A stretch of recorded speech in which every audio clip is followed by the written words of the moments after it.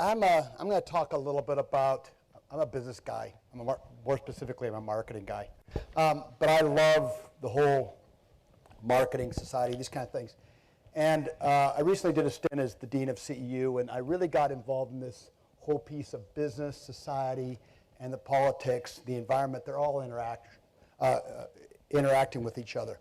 But a lot of people ask me, why, Paul, do you care? I've gotten involved in some history stuff here in this part of the region. And why do you care about corruption and all these different issues?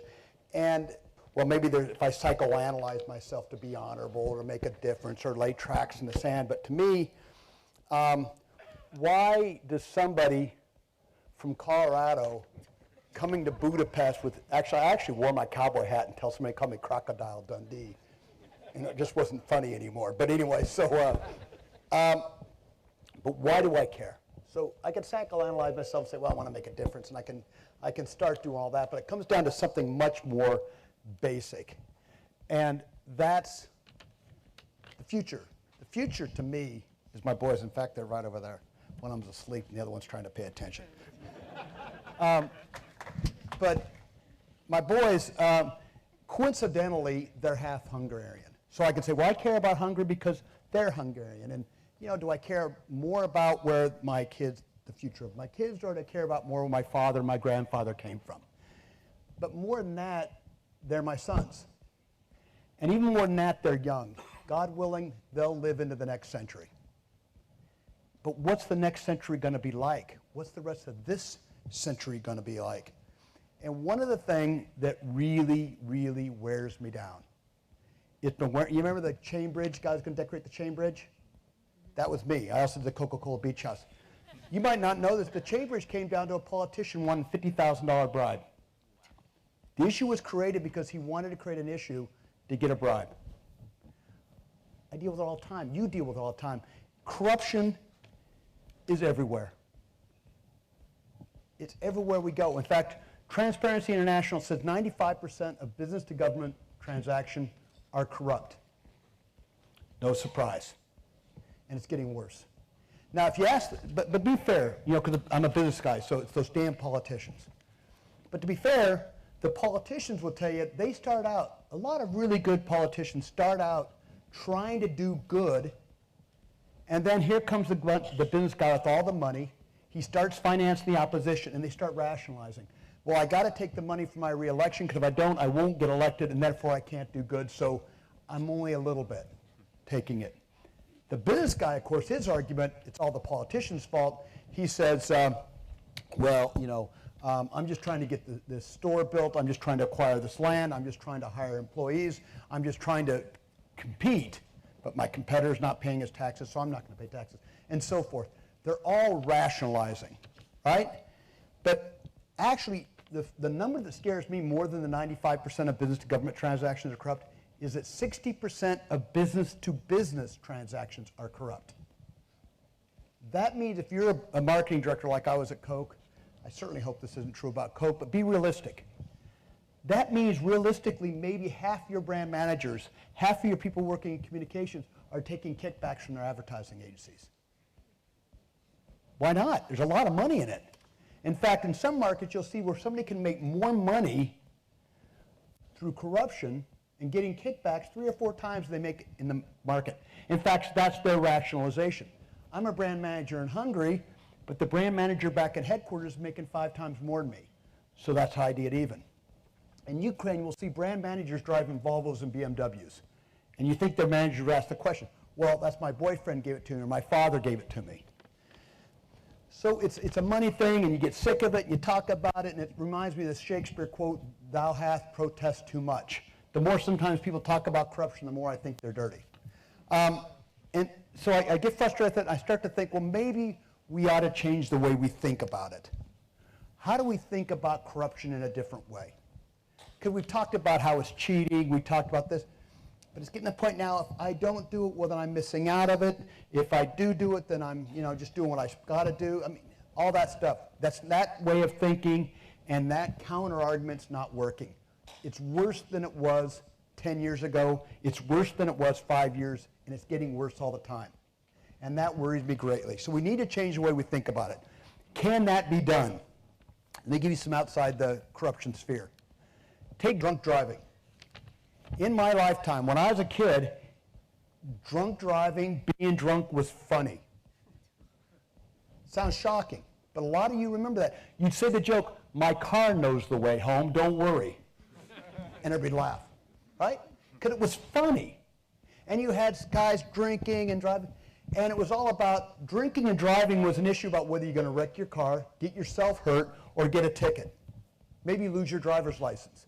And that's how we dealt with drunk driving. But then we changed the way we thought about drunk driving. It was led by a group of people called Mothers Against Drunk Driving.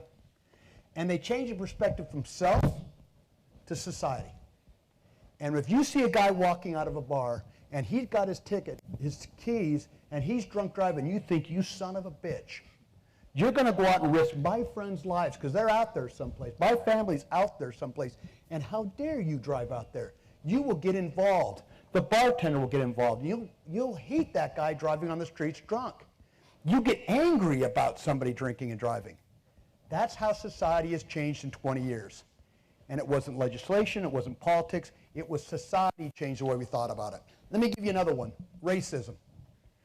Growing up, I grew up in Colorado. There wasn't as much racism in Colorado. I don't know why it was. But I went to Mobile, Alabama. In fact, I got to Mobile, Alabama. When I went to work for Coke down there, my first position with Coke, there had been a lynching the night before. A black man had asked a girl to dance at the Marriott, and they'd lynched him. They cut off his genitals, and they stuffed him in his mouth, and he was hanging out there not 2 blocks from the day where I started my work that day. And I dealt with racism, and I got, my God, this is, in the 80s, and we're dealing with racism like this. And you all remember, everybody talks about America's this, America that, but you've seen pictures of the fire hoses and the dogs going after. And we dealt, in the 60s and the 70s, we dealt with racism as a civil rights issue. That blacks have equal rights and other ethnic minorities have equal rights. And that didn't fix it. And I'm not sure it's fixed yet, but racism in America is rapidly on the decline. Not just because we have a first black president. I think Obama's a lot more than just being a black president, I hope. But I think America's moving beyond that. And one of the reasons is this TV show that you probably don't know about called All in the Family. Anybody ever heard of All in the Family? It was the most popular television show in the late 70s. And it treated racism as it really is. It's ignorant. I get shocked in this part of the world when somebody uses words about anti-Semitism, gypsies, all this stuff. They're educated. If you hear somebody use the word nigger or any of these other words that are despicable, you can tell right away, you're ignorant. Because only ignorant people talk like that. And society changed the way it looked at racism from being an issue about civil liberties and civil rights and black versus white and all these other integration, all these other issues. It became what it really is ignorant. Racism is ignorant. And nobody wants to be ignorant. So there's some pretty ignorant people out there that might have the feeling about blacks and whites and everything else, but they shut up. They don't use those words because the rest of us don't condone it. We don't like to be around ignorant people. Now, I want to change the way we think about corruption. For me, corruption kills. Think in that terms. I know I'm dealing with the negative and the fear side, but think in terms of corruption kills. Let me give you an example to change your perspective on it. There's the M2 motorway. Now, we all know motorways are the most corrupt. I'm just going to use the M2. The M2 was built, this is a picture of the M2 just taken last week, and you can see the bridge, you got 4 lanes, and this is actually a European corridor, right? Goes from Poland down through Slovakia, comes in, so you got a lot of EU funding, it's a big deal. But the M2 was built this way, but because there was so much corruption, anywhere from 35 to 40% of roadway construction goes into corruption in Hungary. I hear that the Margaret Bridge is costing, what, 5 times more than the average cost of a bridge in Europe? So there's a lot of corruption. And I'm not telling you anything you don't already know. But here's the kind of goofy thing. So look at this. You're going to think I'm looking at the same bridge. Look at this. That's just 2 kilometers up the road. See, they built the bridge. It's supposed to be 4 lanes. It was budgeted for 4 lanes. But because the corruption took up all the money, they only built it in 2 lanes. And because so many people are getting killed on the road, they put this big red marker in it for you to understand it's now 2 lanes. I'd rather they kept the whole damn thing 2 lanes all the way to Slovakia than going 4-2, 4-2, 4-2. You've driven on these. You get all excited passing, and then you got to go back this way. Then you get all excited passing. It's incredibly dangerous. Now, we look at the people that did this, and there's a lot of people who made money from this. There's a lot of people who made money on the M6, on the M3, on the bridge, on all this stuff. There's a lot of people making money, and you're around them all day long. You're eating with them at the restaurant. You're watching them water their yard in their beautiful house. And we look at them and we think, they're successful. They got a beautiful house. Yeah, they did this, they did that, but who doesn't? But we got to change the way we look at it. What's the cost of their success? And it's in lives. You'll see these all the way down the road. All the way down your road, you'll see them. And there's this one particular one I'd go by every day when I go home, and I see it. It's on the M2.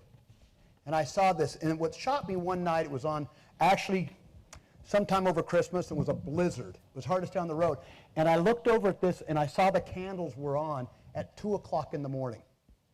Because I know the flowers are always nice. I mean, day after day, year after year, the flowers are nice, and the candles are lit. But in the middle of the night during the blizzard, the candles were lit. So who'd go out there and light the candles? I mean, 5, 6 years on. And so I dug into this story. And you always hear about the guys that make the money, you hear about corruption, all these other things. But this is a family that was going to the market. They're going to Auchan, going south from the town of Good. They're driving their car. It was the mother, the father, and they had their 3 children. 6 years old, 4 years old, and I think it was a baby about 4 or 5 months. And they're driving along, not doing anything wrong. Here comes a guy in the other lane trying to make it in before it becomes 2 lanes from 4 lanes. Pushing it, going too fast, head-on collision. All of them die except the 6-year-old girl. The family's gone. All that's left in the family is a 6-year-old girl and a grandfather. And the grandfather said, he said, I'd have opened up my veins and died that day, but I had the 6-year-old kid. So 6 years on, or whenever that was, it's 5 years on, he goes out there, he takes care of his daughter, he does what he needs to do, and he lights the candles, and he puts the flowers out there, and he goes upon his lives. And when we see these people that are making all this money from corruption, we got to stop looking at it as, did they cheat? Did they make some money? Did they do this? They're really destroying people's lives. And I don't know these people. I've never met them. It'd probably break my heart if I did. But it could have been me. It could have been my kids. It could have been your kids. And I care about all of them. So that's how we got to start looking at these people. And maybe if they see us looking at them when they go into the restaurant and they talk about what they do, and we start looking at them like, maybe we won't want to even sit next to them. We don't want to be around ignorant people. We don't want to be around people that do this kind of thing. Maybe that'll start to change, and we start changing the way we look at corruption. Okay? Thank you very much.